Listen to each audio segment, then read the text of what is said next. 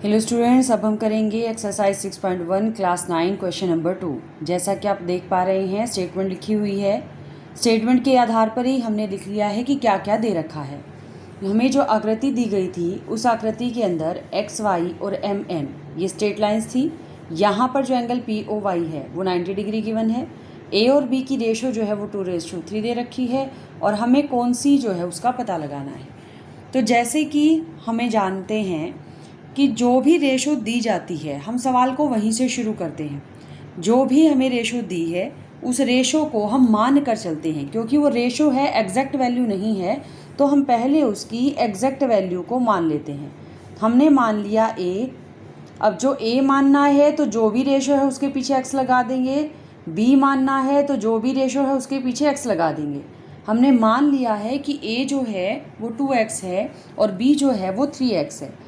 ए और बी के पता लगने के बाद अब आकृति में फिर से देखिए आपको कौन कौन से कोण नज़र आ रहे हैं। ये एक सीधी लाइन दिखाई दे रही है।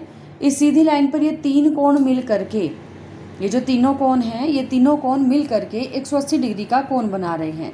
फिर से याद कीजिए कि जब एक स्ट्रेट लाइन के ऊपर दो हिस्से हो जाते हैं तो ये दोनों मिल करके क्या बनाते हैं, ये बनाते हैं रैखिक युग्म। जैसा हमने पहले वाले सवाल में भी किया था, ये दोनों कोण मिल करके रैखिक युग्म बनाते हैं।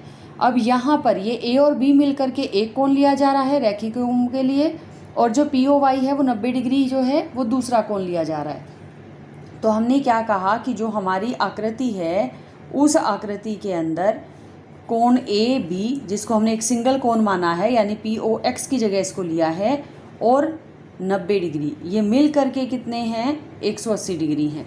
इसका कारण हमने लिख दिया कि ये एक रैखिक युग्म है। रैखिक युग्म होने की वजह से जब हमें पता लग गया कि इनका जोड़ 180 डिग्री है तो हम इन दोनों का a प्लस बी का जो मान है वो भी निकाल सकते हैं। a प्लस बी यहाँ से क्या आ जाता है, 180 में से हमने 90 घटा दिया तो 90 डिग्री हमारे पास a और b दोनों का टोटल आ गया।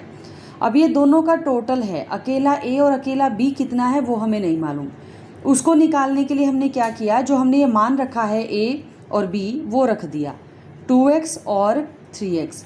इनको रखने पर 5x जो है वो हमारा 90 डिग्री आ गया, यानी कि जो x है दोनों तरफ 5 से भाग कर दिया तो ये हमारे पास आ गया 18 डिग्री। जब हमें x मालूम है तो हम इनका अलग अलग मान भी निकाल सकते हैं। 18 का डबल किया 36 डिग्री, और इसी तरह से दूसरी जगह भी हमने इसकी वैल्यू रख दी है तो ये आ गया 54 डिग्री। तो हमें a और b दोनों अलग मालूम हो गए, लेकिन हमें a और b नहीं निकालना है, हमें निकालना क्या है, कोण c। अब कोण c के लिए देखिए, या तो हम ये कर सकते हैं कि हम यहाँ से देखें कि कौन कौन से रैखिक युग्म बना रहे हैं। जो आकृति हमें दी गई है उस आकृति के अंदर कोण B और कोण C, यहाँ पर जो MN है वो एक सरल रेखा है, जो MN दिया गया है वो एक सरल रेखा है, और इस वजह से कोण B और C मिल करके 180 डिग्री हैं। फिर से इसका कारण क्या हो गया, रैखिक युग्म होना। तो ये रैखिक युग्म है। अब जब ये रैखिक युग्म है और इसमें से हमें B की वैल्यू मालूम है, B हमने अभी निकाला 54 डिग्री, तो हम वहाँ से C भी निकाल लेंगे। 180 में से 54 डिग्री हमने माइनस कर दिया तो 126 डिग्री हमारे पास क्या आ जाता है, कोण C आ जाता है। तो इस तरह से हमने देखा कि हम वैल्यू को कैसे निकाल पा रहे हैं। जो हमें दिया गया था हमने वहीं से स्टार्ट करना है। a और b की रेशो दी गई थी 2:3, इनके पीछे x लगा दिया, a का मान और b का मान हमने ले लिया। अब आकृति के आधार पर ये एक सीधी लाइन थी, ये दोनों मिल करके रैखिक युग्म बना रहे हैं। किसी सीधी लाइन के एक तरफ दो कोण मिलेंगे तो वो मिल करके रैखिक युग्म कहलाएंगे और उनका जोड़ हमेशा क्या होगा, 180 डिग्री। तो हमने इसकी मदद से a और b का जोड़ निकाल दिया कि वो अकेला भी 90 डिग्री है, क्योंकि एक तो 90 हमें दे रखा था, जो पी ओ वाई है वो तो 90 दे रखा था।